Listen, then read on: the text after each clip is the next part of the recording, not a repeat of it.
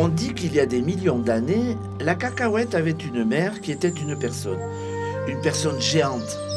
Et la souris vivait aussi sur son territoire. Et la souris aussi était géante.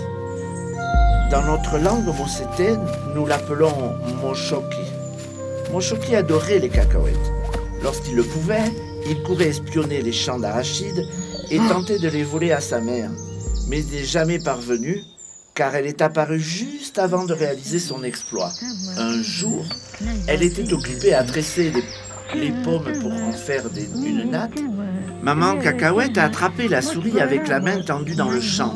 Il s'est senti désolé pour la souris et ses envies et lui a dit « Tu sais, si je t'apprends à planter, tu n'auras pas à me voler tes cacahuètes. Veux-tu que je t'apprenne ?»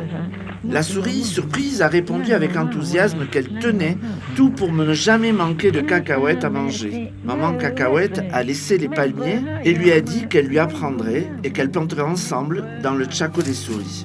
Pour lui offrir des graines, Maman Mani a demandé à la souris son peigne, un peigne d'aloes épineux, et a commencé à le passer dans ses longs cheveux. Dans le premier rayon, des graines rouges tombaient de la droite et des graines de cerise de la gauche. Les graines blanches tombaient du deuxième rayon et des graines jaunes tombaient du dernier rayon. Les graines en main, ils se rendirent à leur tchako. Il y avait à peine 10 mètres propres. Mais Maman Cacahuète, qui était une femme puissante, a aidé les souris et d'un seul coup, elle a nettoyé la terre et a réussi à grandir jusqu'à 15 hectares. Les souris avaient peur. C'était beaucoup de terre à planter. Bientôt, elle remarqua la détresse de la souris et lui dit de ne pas s'inquiéter. Elle plantait une plante spéciale, sa fille préférée au centre, puis elle plantait le reste du tchako en anneau.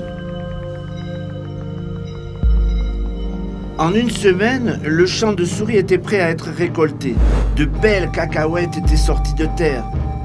Heureux, il a appelé ses amis pour demander de l'aide. Sa cousine souris et le crapaud mère ont répondu à l'appel.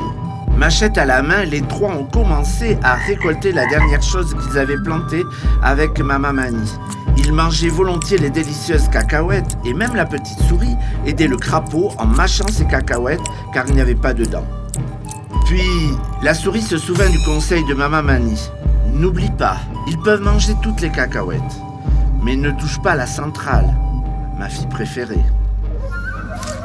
Lorsqu'il a voulu le dire à la souris, il était déjà trop tard. La petite souris était en désordre et se trouvait déjà au centre de la récolte. Heureuse et désireuse de manger plus de cacahuètes, elle a planté la machette dans le sol et la plante centrale qui brillait d'une magie particulière s'est malheureusement éteinte. Maman Mani est immédiatement arrivée au champ. Je leur ai dit d'y aller dans l'ordre et de ne pas toucher à l'usine centrale.